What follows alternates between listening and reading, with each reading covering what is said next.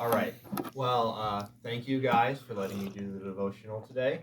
And I'm just so honored that you would let me do this on such short notice. And I think the word today will be very good and very inspiring, even though it's not Easter theme. It's still very, very good and very, very valuable. So turn to 1 Peter 5, verses 6 and 7.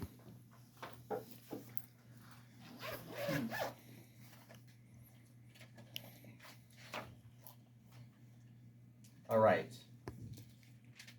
Humble yourselves, therefore, under the mighty hand of God, so that at the proper time he may exalt you, casting all your anxieties on him because he cares for you.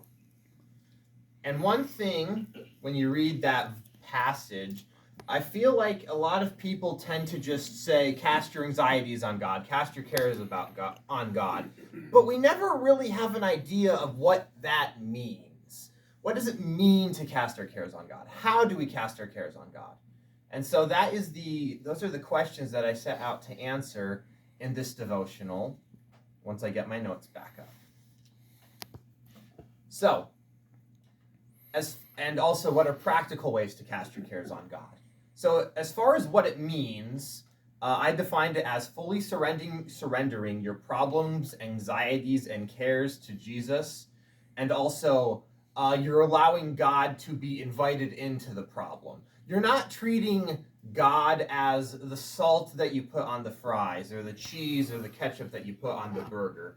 He is not the thing that you just add on to just be like, oh, I'll just add this on a little bit to hope this aids with my problem. You're putting God as your source and provider in this situation.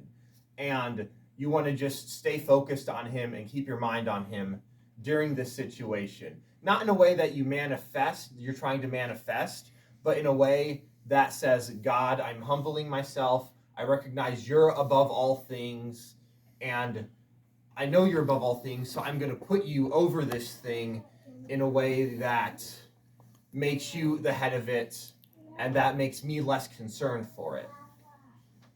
And so what are some practical ways we can do this? I brought a book by Max Lucado, Anxious for Nothing. I use this also on Wednesday. And he has this acronym called CALM. And to quickly go through it, C is celebrate God's goodness. A is ask for God's help. L is leave your concerns to God. And M is meditate on good things. And going back to celebrating God's goodness, what this is turning your attention away from the problem and celebrating God for a few minutes. And why this is such an important first step is it gets our mindset right. It gets us to think positively, not in so much a blissful way, but in God, I know that I'm in this very rough spot, but you're still good. You're still the thing that's ultimately worth celebrating as I'm going through this situation in life, as I'm going through this journey, as I'm looking for this job, as I'm trying to finish my education, as I'm trying to get my internship, as I'm trying to get that next contract for my business. But I'm going to take my time and focus on you first, because what your son did at the cross is way more valuable than this stuff that will just come and go even if I do get it. And make sure that when you are celebrating God's goodness, to not rush celebrating God's goodness, because it's very easy to go, okay, God, you're good, you're great, now my problem. No, you got to dwell in God's goodness and give yourself time to really celebrate it and really think about it and think it over. Because then when you get to addressing the problem, you're not focused as much as the problem as much as you're focused on God involved in the problem. And then this leads us to, obviously, asking for God's help. So do not treat God's help as disposable. Like I've already said, do not treat God as the ketchup on the burger or the cheese on the burger or the salt on the fries. Do not treat it as the thing that you just add on. You sprinkle a little Jesus onto your situation and hope that solves everything. And I feel like a lot of Christians tend to do that when you have a shallow faith. And especially when I've been praying, I've changed a lot to using the word source and provision instead of help in my prayers. Now, obviously, there's some times where it's like, okay, God, help me I've studied for this test, help me recall. But as far as like, God, I need your peace, I would rather say, be the source of my peace, be the source of my discipline, be the provider of peace, be the provider of discipline, be the provider for my job.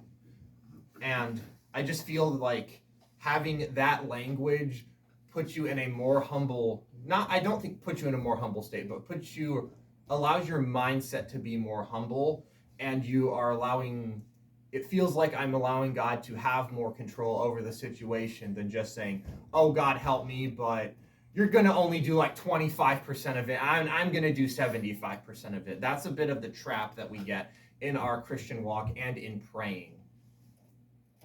And leave the concern to God. When you take your car to the auto shop and you're getting something changed on your car, do you roll out a sleeping bag, bring your snacks, and then stay overnight at the auto shop, and you're watching the guy working on the car and saying, nope, you're not doing this right, not doing this right? No, we don't do that, but we do that with God. So just don't do that with God. There are some times where you are asking for God to be your provider and your source, and you need to do something. Like if you say, God, provide me a job, you still need to do an act to get a job. You do need to act. You can't just be saying, oh, God, provide this for me, and then be complacent. But sometimes you need to say, God, provide this or be my source in this, and you just need to let go, because God is the one. God will do the stuff behind the scenes to get you in that situation. And it is probably a mix of both between the actions you need to do and God working behind the scenes. Like when my brother got his job at Wyoming schools for cleaning and being a janitor there, my brother was not really seeking out that job, but God was already working behind the scenes, so when the opportunity presented itself, my brother could take a few steps, and he was there. And meditate on good things.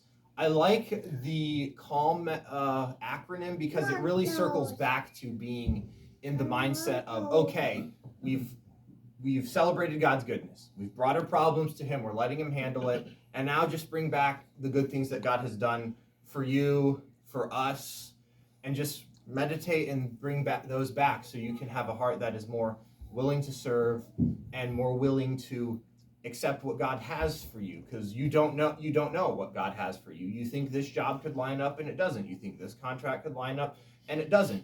But that doesn't mean that God is saying no in a mean way. God's saying no.